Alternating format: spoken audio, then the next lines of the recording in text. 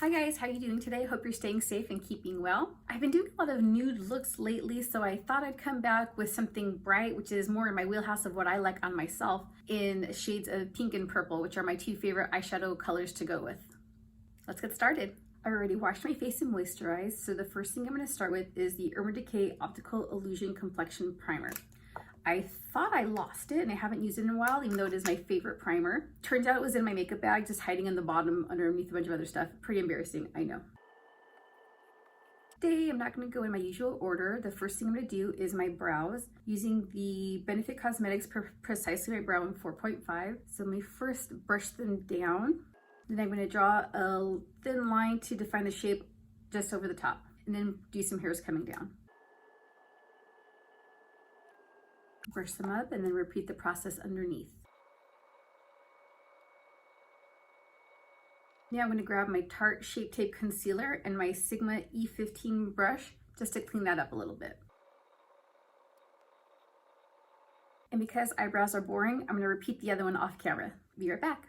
Okay, done. Now I'm going to start on the eyes. I'm going to use a new product today. Hopefully it works well. This is the Sigma Eyeshadow Base Primer in the shade Persuade, and I'm going to be applying that with the Sigma E58 cream color brush. Guess I'm not applying it with the brush, I'm blending it out with the brush. I'm having a very nervous recording day today, and I'm not sure why, so please bear with me, as obviously I keep stumbling over my words. Maybe I'll tell you a story about me today to see if I can get my nerves under control. I'm going to use the ColourPop Strawberry Shake shade in Shake It Up here to set a transition shade going. Okay, the story I'm going to tell you is about me always being late, which to the people that already know me, that is no surprise because I always run a little bit late. So the other day I was heading to work and I was actually early. I was on time. I parked my car about 7 minutes before I needed to clock in. So I was like, all right, cool. And then some of you don't know, but at my work, I can wear a lab coat, and I hadn't for the last several weeks.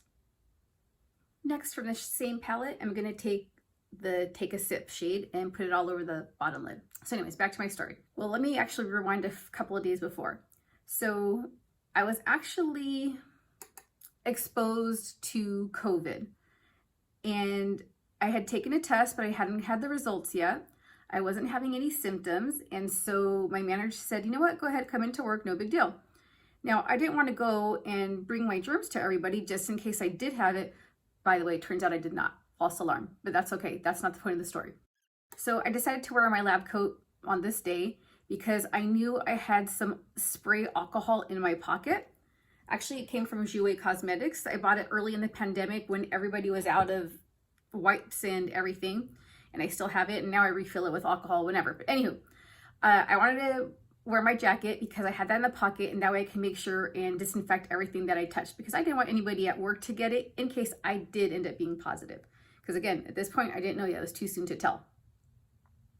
So I grabbed a clean jacket from home because the one that I had in my car has been sitting there for a few weeks, so it's probably pretty gross. So I got to work, and it was kind of early. Like I said, it was about 6 or 7 minutes before I had to clock in. So I go into my back seat, I take all the stuff out of my dirty jacket that I would need with me during the day, and I put it into my clean jacket.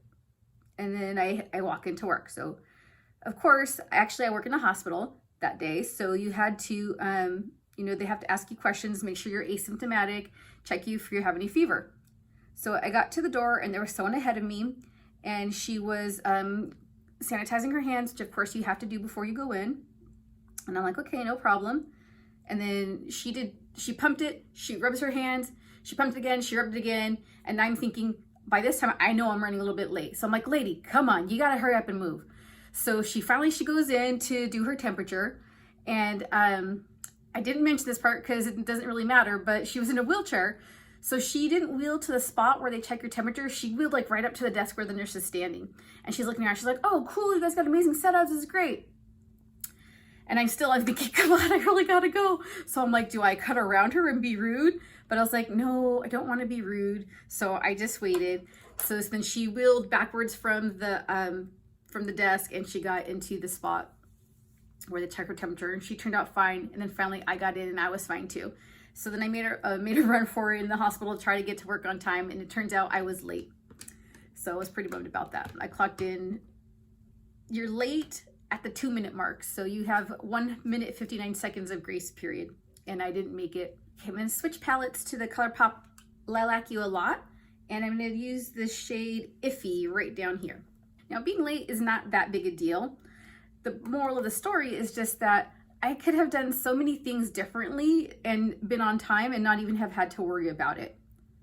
For example, if I had just grabbed my 2 lab coats, the clean one and the old dirty one, and then switched them once I got into the pharmacy, then I wouldn't have had any issues, right? I would have been on time. I would have missed the girl taking forever sanitizing her hands and talking to everybody about the setup of of checking your temperature. So I would have passed that up completely.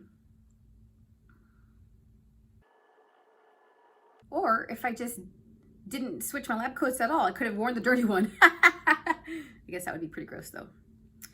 Grabbing the N6 brush from Morphe. I'm not sure which shade I want to use. Let me see where we want to go with this. So this is from the It's My Pleasure palette, and I'm going to use the shade Sleeper, this really dark plum on the bottom. This is exactly why I started with my eyebrows, because I knew I was going to make a big mess, and so my foundation can clean that all up after. So I'm using this one is just to deepen the outer V. Now I'm going to grab this clean N5 blending brush, and I'm just going to blend everything together, going from the outer corner in towards the center. And that's the story of me being late. I guess it's just a you live and you learn. So now I know next time to just come straight into work, clock in, then take care of what I need to. Not that they want you to do that, but it's better than being late. And I know the people that know me are thinking, ha ha ha, no surprise. I'm going to use the 24/7 Glide-On pencil from Urban Decay in Rockstar. You know when you have a picture in your mind of how you want something to look or how you want it to go, and then it doesn't end up going how you want? That's what's going on here. So what I'm going to do to remedy that is going to take the Morphe N2 shading brush, and I'm going to add some Urban Decay All Nighter setting spray, and I'm going to go back into the Take a Sip and see if that helps. A little bit brighter like I wanted to. Maybe I'm just being thrown for a loop because the rest isn't done yet. Let me get my complexion done and then come back and finish off the eyes. Before I do that, I will put some on the bottom lashes just because this one is really powdery and lots of fallout, and I don't want any more fallout to be added on after I've already put my foundation and powder and etc. on. I'm going to use my Morphe E18 brush, and I'm going to go back into Take a Sip and put that along the bottom lash line. Now I'm going to use my E30 Sigma pencil brush, and I'm going to use Iffy on the lower lash line as well. Finally, to the eyes, I'll add a little bit of the Rockstar to the bottom lash line as well, just a thin line right into the lower lash line, and the waterline a little bit too. I don't know if that all just made it better or worse, but we're gonna move forward and hope for the best. I'm gonna take the IT Cosmetics Your Skin But Better CC Cream in medium, but this is not the matte one. This is new. We're gonna see how this is their #1 seller, how this one is. And I'm going to apply it with the IT Cosmetics Heavenly Luxe Flat Top Foundation Brush #6.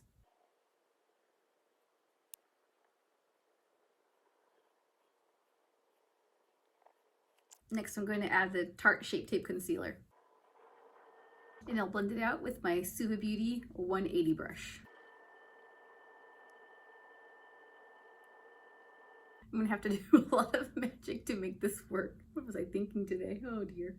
I thought telling a story would help my nerves. I think it did a little bit, but I was still really nervous while I was doing it, and I think it shows. I don't think this makeup went on very well. Okay, we're gonna try to bring it back around.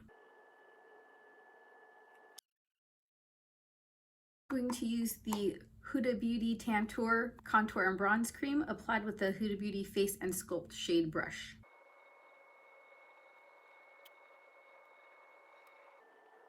Blending that right into the hairline. I'm going to blend the nose in with my Beauty Blender. It helps pick up any excess in case there was too much there. Okay, let's set everything in place. I'm going to use the Laura Mercier Translucent Loose Setting Powder. And now my Morphe E41 brush. Now I'm going to use the NYX Professional Sweet Cheeks blush. There's a lot of bright colors. I think I'm going to use this shade here. Actually that one. It's more muted, a little bit darker, because I don't want it to be as bright as the pink in the eyeshadow. I'm going to use the Marc Jacobs blush brush for that. Or I guess that's the Marc Jacobs blush brush. Okay, I ended up using a mixture of both.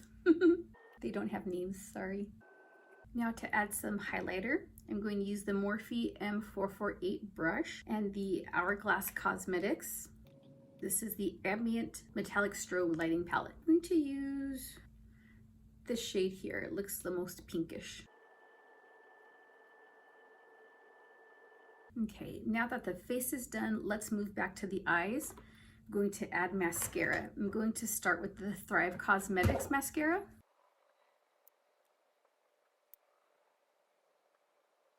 With an eye look like this, I would normally add falsies, but they take me so long to do because I don't do them so often, so I'm opting for mascara. So that was my first coat. The second coat, I'm going to use the Marc Jacobs At Lashed.